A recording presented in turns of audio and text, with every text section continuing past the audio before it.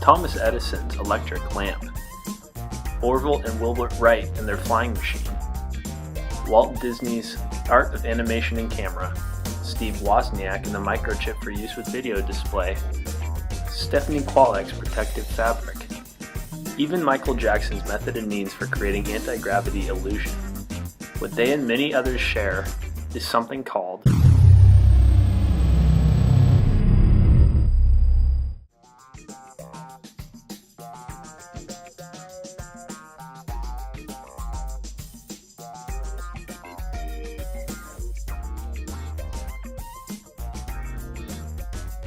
To me, inventing is using your imagination.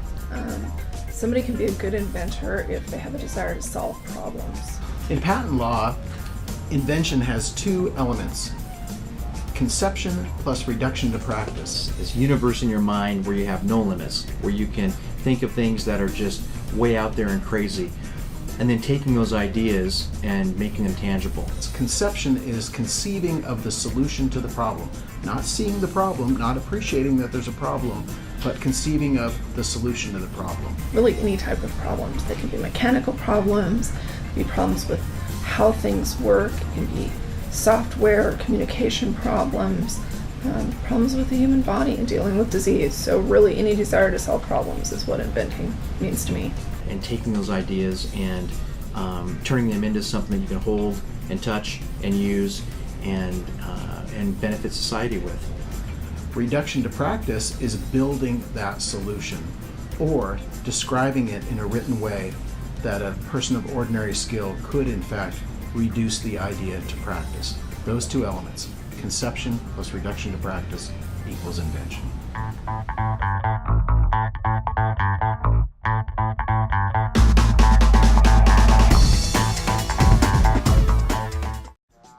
In the United States, inventors and their inventions helped the U.S. to move from an agricultural-based society into the industrialized first world country that we know today. Inventions like the cotton gin, horse-drawn reaper, and the riding plow helped to mechanize agriculture. These inventions allowed farmers to be more efficient, allowing more people to pursue careers outside of agriculture.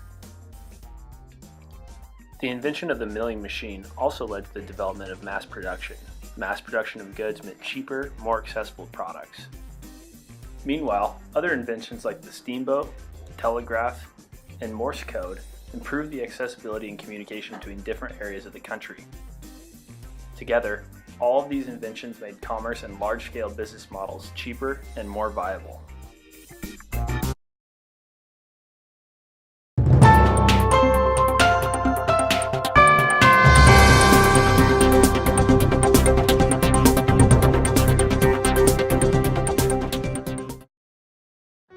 Cyrus McCormick wanted to design equipment that would simplify farmers' work. In 1831, he invented a horse-drawn reaper to harvest grain and started selling it to others in 1840. It allowed the farmer to do 5 times the amount of harvesting in a day than he could by hand using a scythe. By 1851, his company was the largest producer of farm equipment in the world. In 1837, John Deere made the first commercially successful riding plow. Deere's steel plow allowed farmers to turn heavy, gummy prairie sod easily, which stuck to the older wooden and iron plows. His inventions made farming much less physically demanding, and during the Civil War, 25 years later, even women and young children of the South would use these devices, allowing the men to be away at war. Another notable American inventor was Samuel F.B. Morse, who invented the electric telegraph and Morse code. Morse was an artist having a great deal of difficulty making enough money to make ends meet. He started pursuing a number of business opportunities which would allow him to continue his work as an artist. Out of these efforts came the telegraph. With the completion of the first telegraph line between Baltimore and Washington in 1844, almost instant communication between distant places in the country was possible. So, can you just tell me, have you ever invented something? I invented an app that would test the civic knowledge of public officials or candidates for federal office. This came from, I taught a course at Harvard University 2 years ago, and the students there said, let's test federal officials on their civic knowledge, which is a Boy Scout merit badge, essentially, the topic is. And so this is designed to try to make sure that our public officials know about our country, know the nature of our history and our civics and our government and our foreign policy and our economics. It seems to me it makes sense for them to know this since they're making decisions that touch all of our lives. So I invented an app that would do just that, and it's being developed. It'll be public. It'll go out to all the candidates and also to all the members of the public.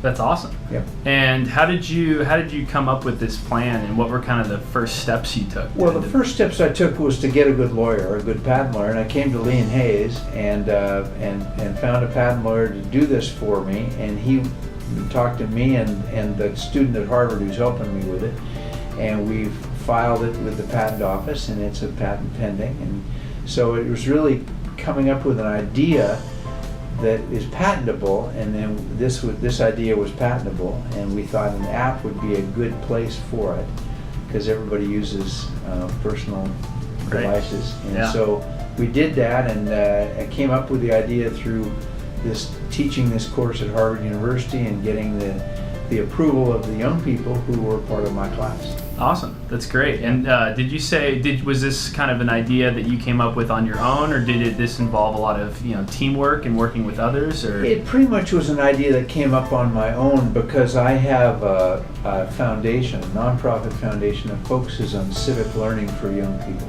I want them to know the story of America, and so this is one way to test public officials as well as encourage all others to learn about our country and be able to pass an immigrant citizenship test, just like immigrants have to pass if they're going to become American citizens. Awesome. And can you just discuss any of the problems that you had in this inventing process? I know inventing kind of sounds like a daunting word, and possibly, I can see there being some, hard steps along the way. So could you describe any, difficulties? The key is to make sure that the language that is used is protectable. I mean, a patent is an idea, the perfection of an idea that protects the rights of the person who comes up with the idea. So part of the problem we needed to face was make sure that the language of the patent reflected the idea that we had and that we could protect it if someone tried to infringe upon it at a later time. So it was more my idea that was perfected with the help of my class people at Harvard, the kids who were in my class, the young people, and then through a lot of public collaboration we came up with this idea of how to sell it to public officials and make sure that they take the test and try to pass it and show the voters that they're knowledgeable about the issues that touch voters' lives. Hi, I'm Brooke Martin. I'm 14 years old and I'm the inventor of IC Pooch, which is a device that lets you video chat with your dog and deliver a treat to them remotely, so via your smartphone, tablet, or computer.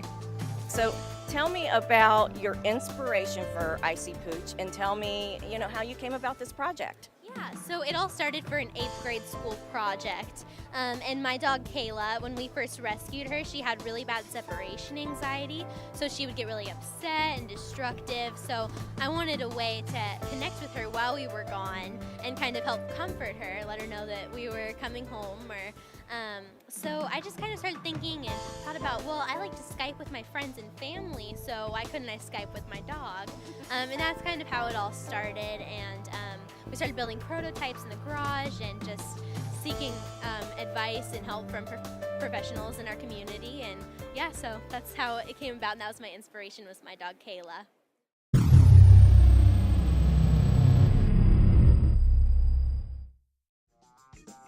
Intellectual property is something you create and something you can get legal protection for. It includes trademarks, copyrights, patents, and trade secrets. A person or company may own some or all of these types of intellectual property. Patents protect inventions, like a light bulb or MP3 player. A trademark is a brand name, such as your favorite cereal or shoes.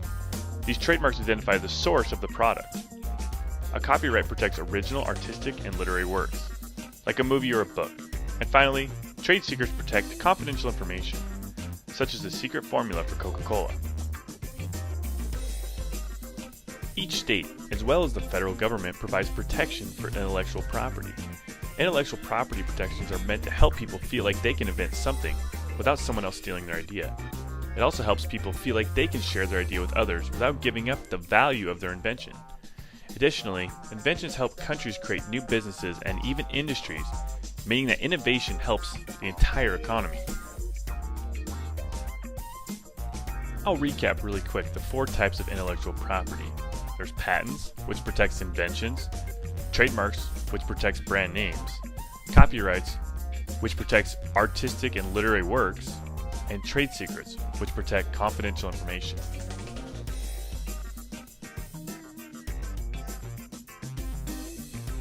Trademark law protects brand names and symbols that companies use to identify their goods or services. See how easy it is to recognize these common trademarks? Another company can't use a similar trademark because that could confuse consumers into believing that product or service was actually from a different company.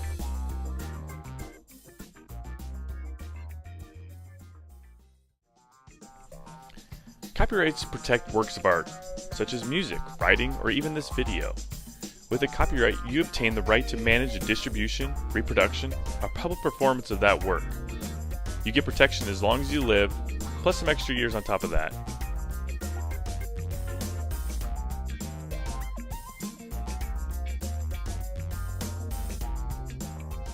So what is a patent? A patent is a government right given to an inventor that gives them the sole right to exclude anybody else from making, using, or selling their invention without their permission.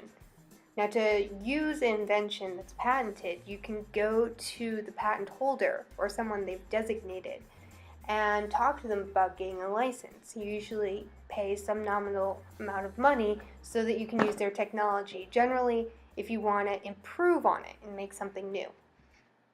So what does your invention have to be patented? Generally, there are 4 requirements.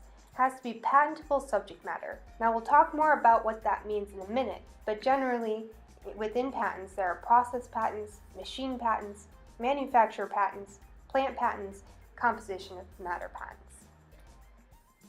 To be novel or new, it has to be something that hasn't already been invented. For instance, you can't go and try to patent a car because Henry Ford already did.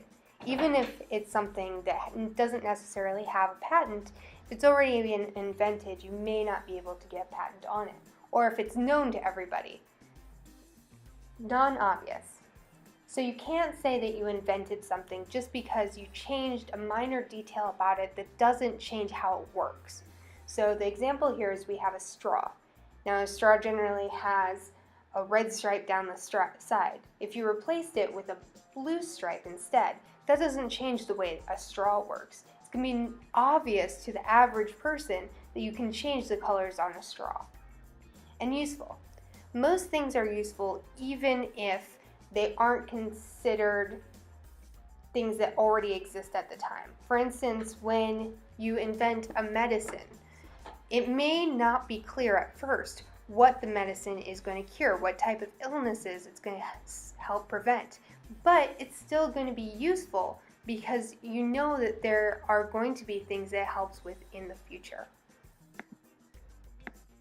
So what are the types of patents? Generally, there are utility patents in one realm and design patents in another.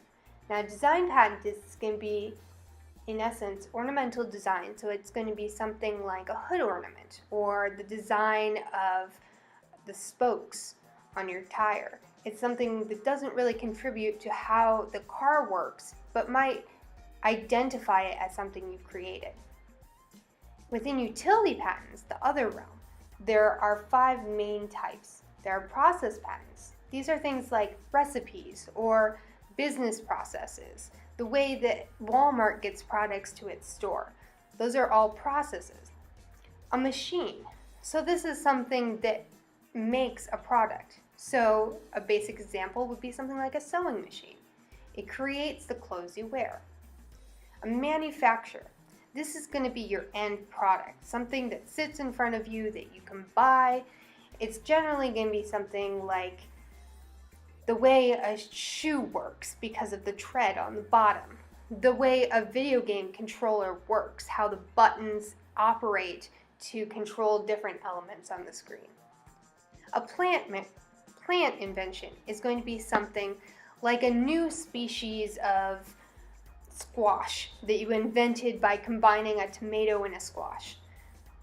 It's going to be something brand new that was created by combining two other plants. And then composition of matter. Anything that you think of in terms of chemicals or medicines is generally going to be considered composition of matter because it's taking these elements that aren't products, they're just these base tangible things, and combining them to create something unexpected and new.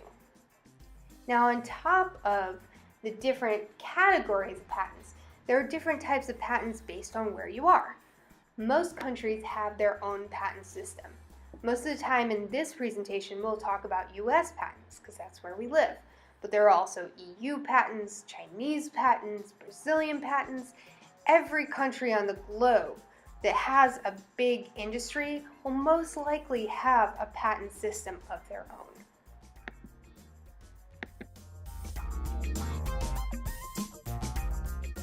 So what are the different pieces of a patent? There are a few. The first is the abstract, 150 words or less that says what your patent does.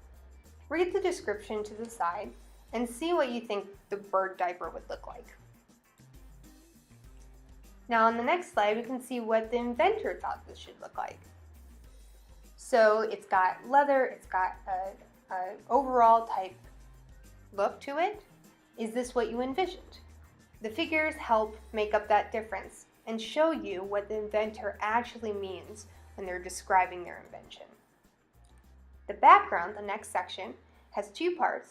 The field of the invention, which is basically the industry, so in this case, pet appliances. The second part is the description of related art, so it's what has already been invented before your invention comes along. What is the problem that you are trying to solve? So humans have always had pets. Birds are a special pet because they can poop from the air anywhere in your house. That's the problem this inventor was trying to solve. A summary. A summary is about a word or a page or more that says what you invented. So here we can see the apparatus. The detailed description. This is like an expansion on your summary. So it's going to be a lot of pages, sometimes 20 to 25, talking about the nitty-gritty details of your patent. And there are going to be little numbers in there called reference numbers that you can look at the figure, see the numbers, and line up the two together to get a good idea of what the inventor is talking about. The next part, the claims, are the meat of your patent. They are a sentence, a long sentence, that talks about what you have invented. So first we have the independent claim. The independent claim is the most important because it talks about the base features that your invention needs to be yours. So if any of these things are missing from somebody's design, it's not your invention. So in this case, there's a front section of fabric, a back section of fabric, fastening means for connecting the two together, a pouch under the midsection of the bird, and a pair of connectors for attaching the back pieces together.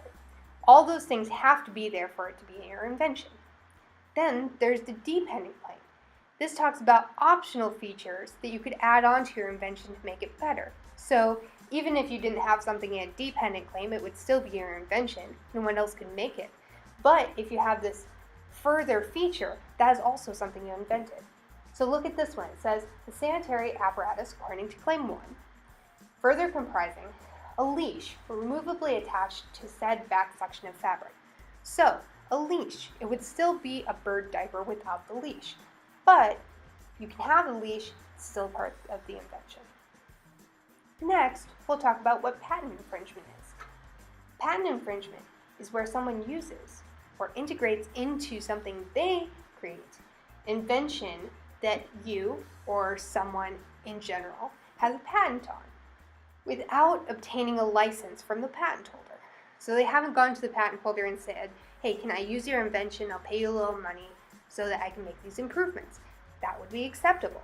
But if they don't go to you, say there's two people who want to make a new Xbox controller. They go to Xbox and they say, can we use your designs and we'll make them a little better? Xbox says, sure, just pay us 10% of what you make with your new device. And they say, great. Patent infringement would be a third person who comes along and says, I want to make this, but I don't want to have to deal with Xbox and just makes it anyways. At that point, Xbox can go and sue that person, say, you infringed. It's a patent infringement suit. You can also go, if you are that third device controller, but you think you made the Xbox controller before Xbox, you can sue them to invalidate their patent. Say, I invented this first. You shouldn't be able to require me to pay you to make this because I made it first.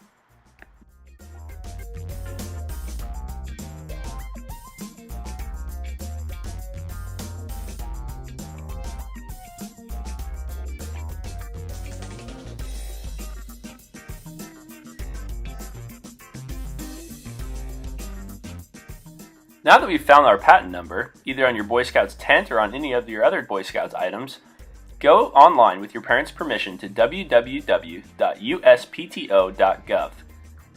Scroll down underneath popular links and you'll see the patent search. Once you get to this page, scroll down and you'll see searching full text and click on Quick Search. Here, go back and get your number, the patent number that you found on your item, and copy that number and type it into Term 1. Then, in the Field section, you're going to change the field to Patent Number. Then click Search. The patent should show up, and you can see all the different parts of the patent that we just discussed. Looking at the abstract, you can see the investors, who the patent was possibly assigned to. Then go up to the top and click on Images. Here you'll be able to see the actual patent document. And you can scroll through and look through it and look at the design and what the item is supposed to look like.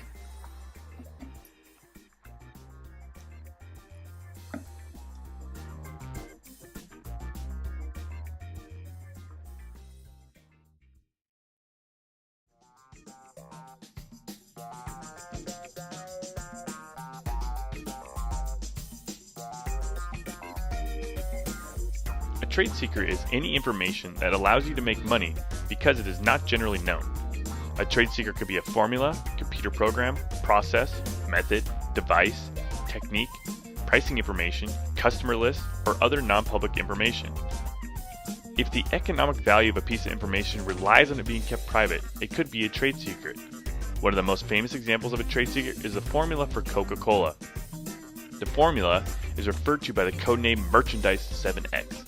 It is only known to a few people and kept in the vault of a bank in Atlanta, Georgia. Now that you know about the 4 types of intellectual property, what does it take to be an inventor? It takes vision and creativity, thinking outside the box, problem solving, patience and passion, persistence and never giving up, and teamwork. There's no specific education that's required to be an inventor. However, many inventors, including some of the most famous inventors, had backgrounds or college degrees in science, technology, engineering, or mathematics.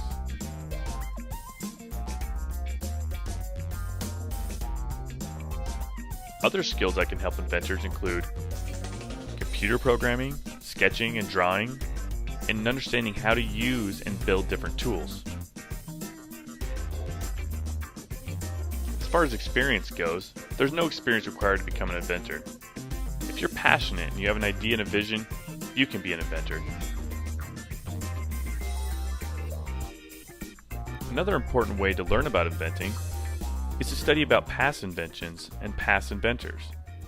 One really great way to do that is to visit museums. Here's a list of museums in your area that you can visit.